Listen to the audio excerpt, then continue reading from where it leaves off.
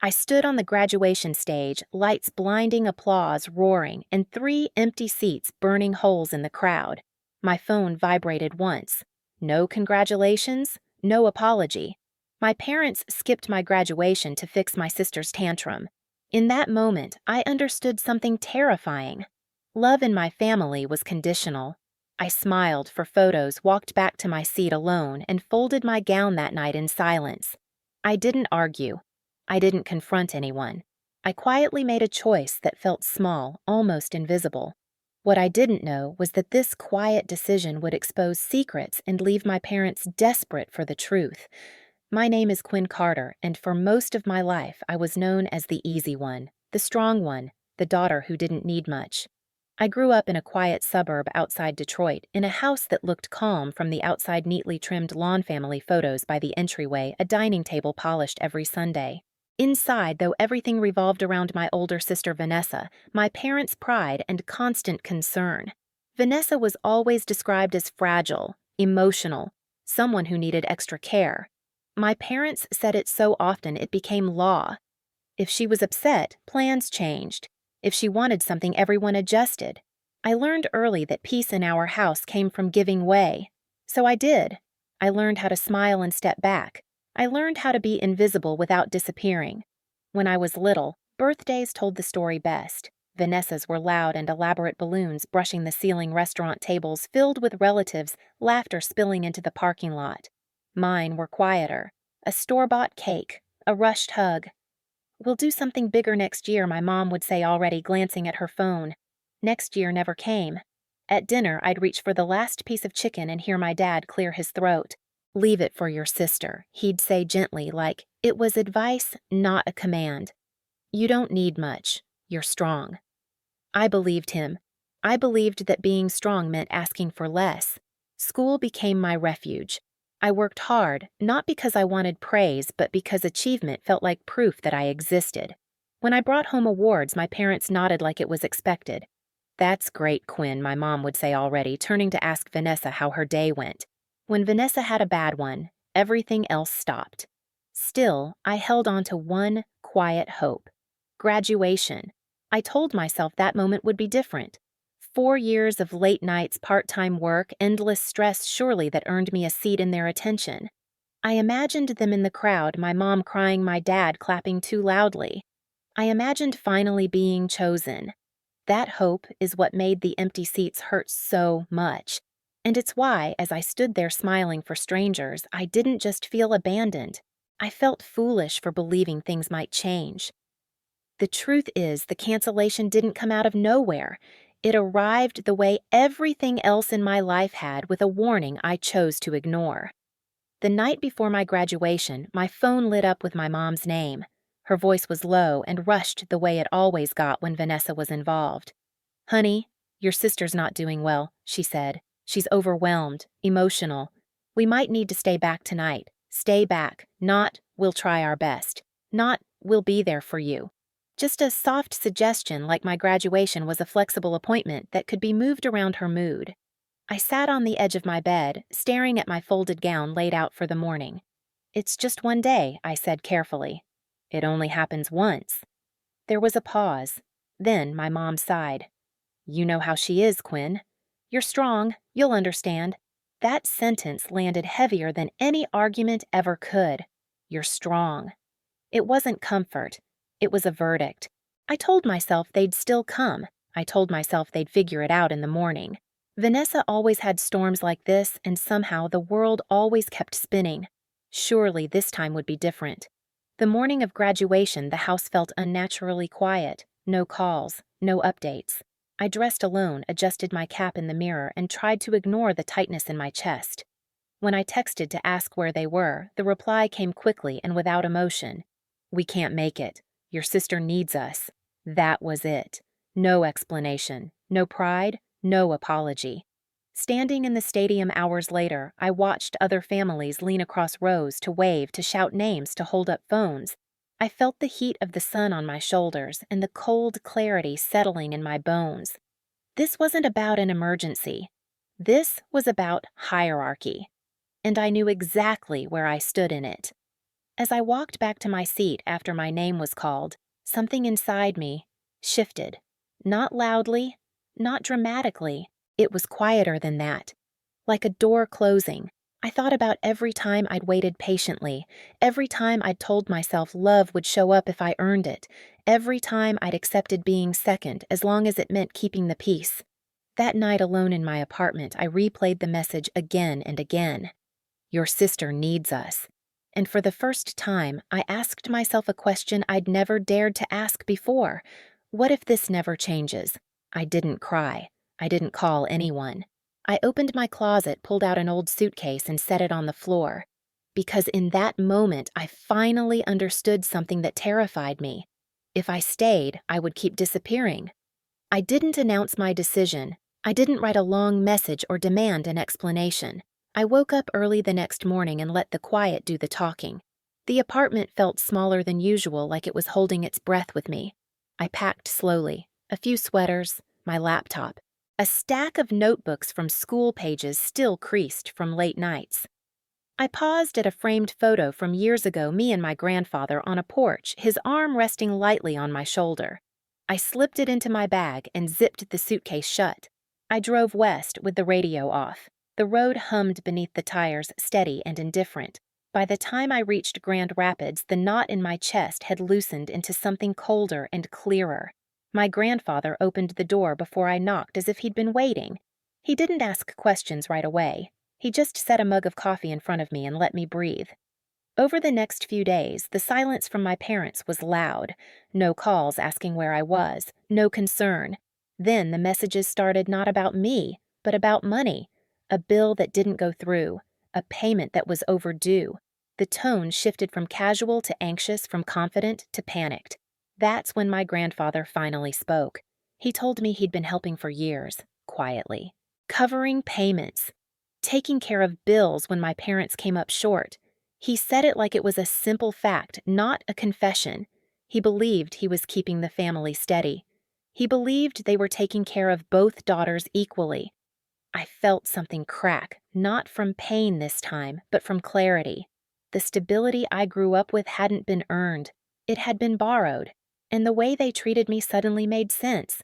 It's easier to ignore the child you think will survive. My phone buzzed again. Another message asking if I'd seen the account or moved anything by mistake. I typed nothing. I set the phone face down on the table. That night, my grandfather and I sat on the porch as the sky dimmed. He told me he was done stepping in, done fixing what he didn't break. They'll have to stand on their own, he said quietly. For the first time, I realized my leaving wasn't just an escape. It was a shift, a weight removed, a support pulled away. And somewhere between the crickets and the cooling air, I understood this wasn't just about distance anymore. It was about consequences finally catching up. The shift didn't happen all at once. It unraveled in stages the way something unstable always does when the pressure holding it together disappears. At first, the messages from my parents were careful, polite, almost casual. Hey, did you change anything with the payments? Something didn't go through, just checking. I didn't respond. I wasn't playing games. I just knew that if I answered one question, it would open the door to 100 more, all circling the same truth they weren't ready to face. 2 days later, the tone changed. My mom called 3 times in one afternoon. When I finally listened to the voicemail, her voice sounded tight, stretched thin. She talked fast, like she always did when she was trying to stay calm for Vanessa. We're just a little confused, she said. Some bills are overdue. Your father thought maybe you saw something. You're good with details. Good with details. Even now, I was being cast as the helper, the fixer, the quiet one who made things work behind the scenes. That night, my grandfather asked me to sit with him at the kitchen table. He didn't rush. He didn't soften his words either. I told them I'm stepping back. He said, no more covering payments, no more fixing their mess. I stared at the grain of the wood, the way the light caught the worn edges. They're going to panic. He nodded once. They already are. The panic hit them faster than I expected. By the end of the week, my dad showed up at my grandfather's house without warning. He stood on the porch, hands shoved deep into his pockets, jaw tight. He looked smaller somehow, less certain. "We need to talk," he said. I didn't invite him in. We stayed right there, the door open behind me, the late afternoon air heavy and still. "What's going on?" he asked, though his eyes already knew. "Things are falling apart. We're behind on everything." I waited. I needed to hear what he would say next. He exhaled sharply. "Your sister's been having a hard time. You know that. We didn't mean to hurt you." There it was, the familiar script. Explanation without accountability. "You didn't miss a meeting," I said quietly. "You missed my graduation." His face hardened. "That again. We said we'd celebrate later." I felt something steady in my chest, not anger, not sadness, just certainty. "You always say later." He scoffed, shaking his head. "You're being dramatic. Families make sacrifices." For who, I asked. The question hung between us. He didn't answer. That evening, Vanessa made sure her voice was heard. She showed up where she knew I couldn't avoid her, outside the campus library, right as students were pouring out for the day. Her hair was perfectly styled, her expression already arranged for an audience. "You really did this," she said loudly, folding her arms. "Mom's a wreck. Dad doesn't sleep, and it's because of you." People slowed down, watched. I didn't look away. "Because I moved out, because you abandoned us," she snapped. "You knew they depended on that support. You knew how fragile things were." Fragile. That word again. Always used to protect her. Never used for me. "You skipped my graduation," I said evenly. "That was your choice." Her eyes flashed. I needed them. I was falling apart. And I wasn't. I asked. She laughed, sharp and dismissive. "You're always fine. You've always been fine." Something in me settled into place. "That's the lie you've been living off." Her voice rose. "You're selfish. You couldn't just wait. You had to make this about you." I stepped closer, lowering my voice so only she could hear. "I made it about reality. You're an adult, so am I. And I'm done paying for your comfort." She stared at me stunned, not because I was cruel, but because I wasn't bending. A few students lingered nearby, pretending not to listen. Vanessa noticed. Her expression shifted, smoothing into something wounded. "You're tearing this family apart," she said louder now. "You'll regret this." I didn't raise my voice. If the family falls apart because one person stopped carrying it, then it was never strong to begin with. She opened her mouth, then closed it. For the first time, she had no script. The final confrontation came that weekend. My parents called a family talk at the house in Detroit. I agreed to come, but only because my grandfather insisted on coming with me. Not to rescue, to witness. The living room looked the same. Framed photos, neatly arranged furniture, the illusion of order. My mom started crying before anyone sat down. "We don't understand why you're doing this," she said. "After everything we've done for you." I glanced at my grandfather. He remained silent, watching. "You didn't come to my graduation," I said. "You didn't even apologize." My dad slammed his hand against the arm of the couch. "Because we were dealing with a crisis." "A tantrum," I corrected. "That you chose over me." Vanessa scoffed. "You're exaggerating." "No," my grandfather said calmly, speaking for the first time. The room stilled. "She's finally telling the truth." They turned to him, startled. "I've been covering your payments for years," he continued. "I believed I was helping both of my granddaughters. What I see now is that I was enabling favoritism." My mom's face drained of color. "Dad, you don't understand. I understand perfectly," he said. "You took her strength for granted. You used it as an excuse to neglect her." My dad stood up. "So what? You're just cutting us off, letting everything collapse." My grandfather's voice was steady. "I'm letting you face the consequences of your choices." The room erupted, accusations, defensiveness. Vanessa crying loudly this time, demanding to know how she was supposed to cope.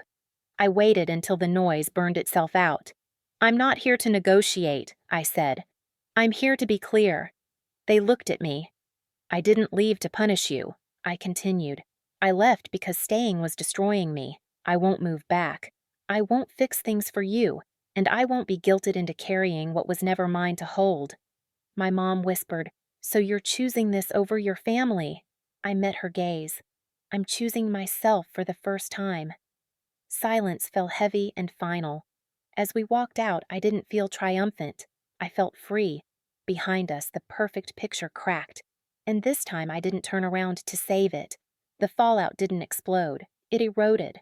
Over the next few weeks, the messages slowed, then stopped. The panic gave way to exhaustion. Bills stacked up. Plans were quietly canceled. The neighbors who once waved now looked away. Vanessa's crises no longer drew a crowd. Without someone smoothing things over, they lost their power. I stayed in Grand Rapids. Life became smaller and steadier. Mornings with coffee and quiet. Evenings with notes spread across the table, my grandfather reading nearby. I went back to my work in psychology with a focus I'd never had before. For the first time, I wasn't trying to prove I deserved a seat at anyone's table. I already had one. One afternoon, my mom sent a single message, not an apology, just a question about whether I'd come by sometime. I didn't answer. Not out of spite, out of clarity.